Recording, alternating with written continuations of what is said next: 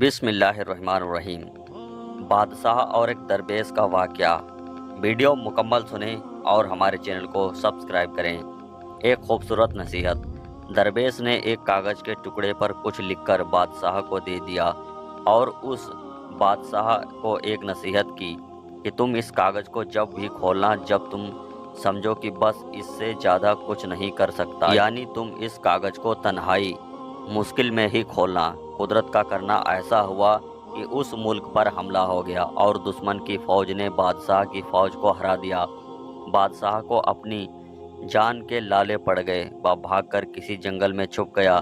دشمن کی فوج اس کے پیچھے تھی، اسے پاگلوں کی طرح ڈھونڈ رہی تھی، اور وہ بادشاہ تھک کر اپنی موت کا انتظار کرنے لگا کہ اچانک اس کے ذہن میں اس درویش کا دیا ہوا ایک کاغذ یاد آیا۔ اس نے اپنی جیب ٹٹولی تو خوش قسمتی سے وہ کاغذ اس کی جیب میں ہی تھا۔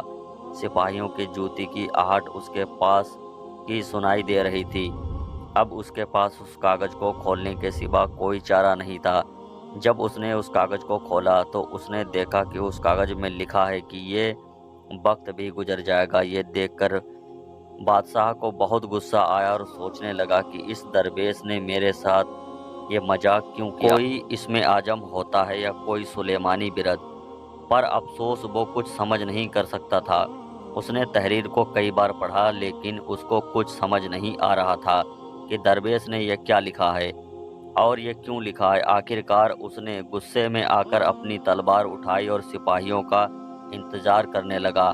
جب سپاہی آئے تو اس نے سپاہیوں کو ڈٹ کر مقابلہ کیا اور وہ بچ نکلا۔ اس کے بعد وہ بادشاہ کئی سالوں تک بہت پریشان ہوا اور کافی سالوں تک مصیبتیں جھیلتا رہا۔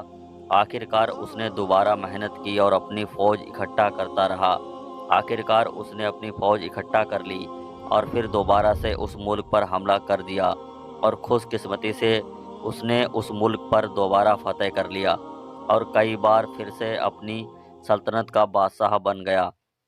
اس نے اپنا ملک واپس لے لیا اور پھر سے اپنے تخت پر بیٹھ گیا۔ اس کی بہادری کے قصے دور دور تک مشہور ہو گئے اور رعایا اس کا خوب تذکرہ ہوا۔ اس کے دربار میں اور دربار کے باہر میں لوگ صرف اپنے بہادر بادشاہ کو دیکھنے کے لیے آنے لگے۔ اتنا بول بالا دیکھ کر بادشاہ کے دل میں غرور پیدا ہو گیا اور اپنی بہادری اور اپنی عقل مندی پر تھوڑا مغرور ہوا تھا کہ اچانک اس کے دل میں درویش کا لکھا ہوا برد یاد آ گیا کہ یہ وقت بھی گزر جائے گا۔